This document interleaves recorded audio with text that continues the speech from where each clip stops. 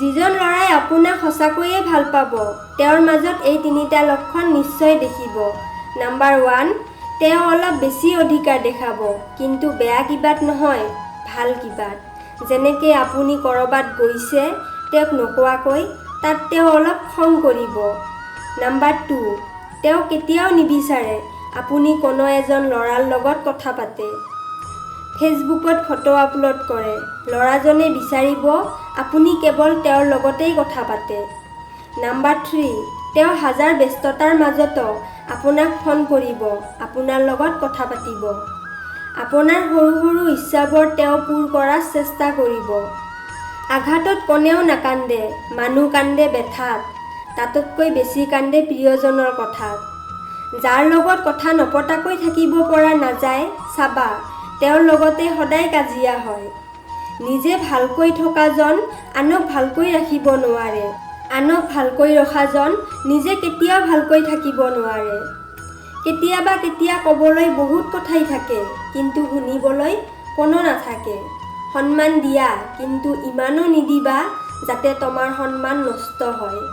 কাৰোবাক মিছ কৰা বা কাৰো বাবে অপেক্ষা কৰাটো সঁচাকৈয়ে বহুত কষ্টকৰ। যিজনে কৰে তেওঁৱেই জানে। পূৰ্ণতাতকৈ অপূৰ্ণতাৰ গল্প যাৰ বেছি, তেওঁৰ বাবে ব্যৰ্থতাৰ আন এটা নাম বহুত ভালেই আছো। কিছুমান কথা মনত পৰিলে মানুহ যিমানেই হাঁহি ধেমালিত থাকক ক্লান্ত হৈ পৰে। কিছুমান আঘাত আছে যিবোৰ হাজাৰ চেষ্টা কৰিও মানুহে পাহৰিব নোৱাৰে। ভাঙিব যিমান সময় লাগে, গঢ়িবলৈ তাতোতকৈ বেছি সময় লাগে। হওক সেইটো সম্পৰ্ক বা আন কিবা। কাৰোবাক মিছা নহয়, তেওঁৰ পৰা নিজৰ বিশ্বাস ভাঙি নল'বা, কাৰণ বিশ্বাস এবাৰ ভাঙি গ'লে সেইটো আৰু জোৰ নাযায়।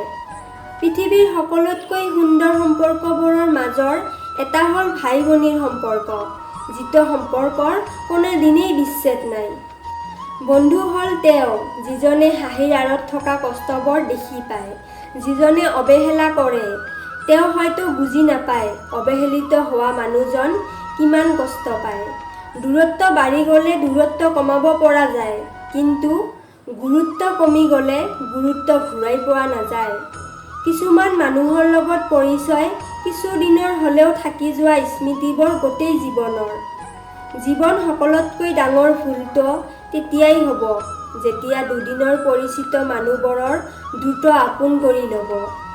নিজৰ হতাশাৰ বাবে কাকো দোষ নিদিবা, বৰং নিজকে দোষ দিয়া আনৰ পৰা অতিৰিক্ত আশা কৰাৰ বাবে। যদি মোৰ এই ভিডিঅ'টোৱে আপোনাৰ মন চুই গৈছে তেতিয়াহ'লে নিশ্চয় লাইক কৰিব, আৰু যদি আপুনি মোৰ এই চেনেলটোত প্ৰথমবাৰৰ বাবে আহিছে তেতিয়াহ'লে মোৰ এই চেনেলটো অৱশ্যই ছাবস্ক্ৰাইব কৰিব, আৰু লগতে কাষত থকা বেল আইকনটো বজাই দিব, যাতে মোৰ এনেকুৱা ধৰণৰ ভিডিঅ' আপুনি সকলোতকৈ আগতে চাব পাৰে। আৰু আপুনি আপোনাৰ মনোভাৱ কমেণ্ট বক্সত শ্বেয়াৰ কৰিব। তেতিয়াহ'লে আজিলৈ ইয়াতেই সামৰিছোঁ। ধন্যবাদ।